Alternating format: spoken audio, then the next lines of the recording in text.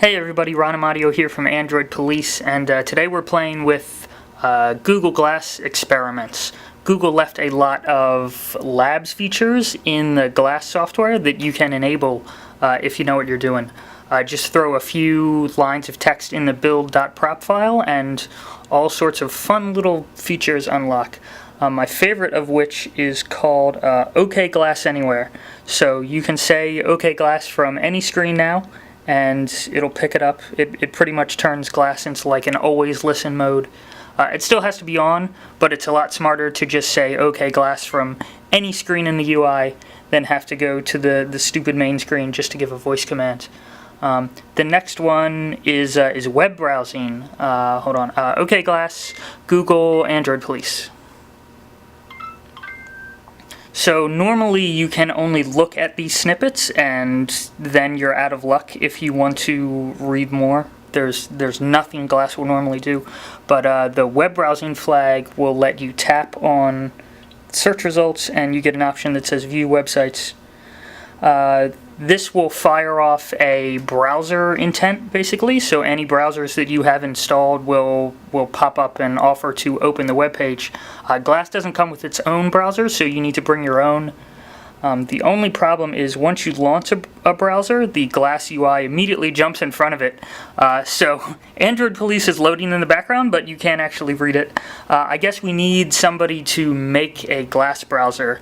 It wouldn't really matter if Chrome'd open anyway, because you wouldn't be able to scroll or click on stuff or do any of the web pagey things that you would really need to do.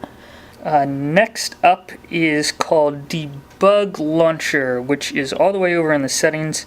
If you go to device info, you get an option that says Start Launcher.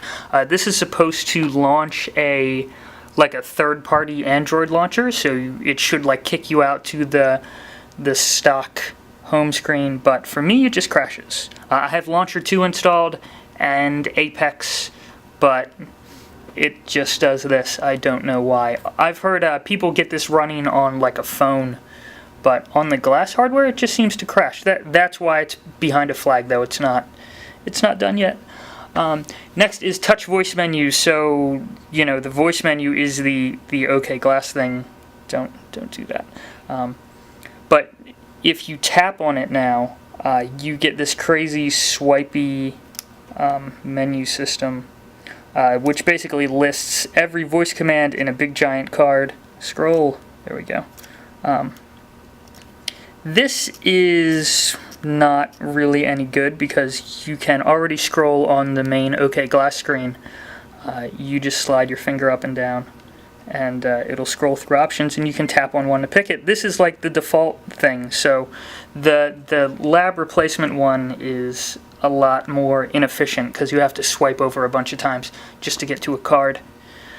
The last thing I can show you is Wink, which is back over in the settings. Wink, this is Wink to take a picture, which we've heard about a million times, but you can enable it with a nice, easy build.prop flag. And it's not on my head, so I really can't wink to take a picture, but I can show you calibrate, which is kind of neat.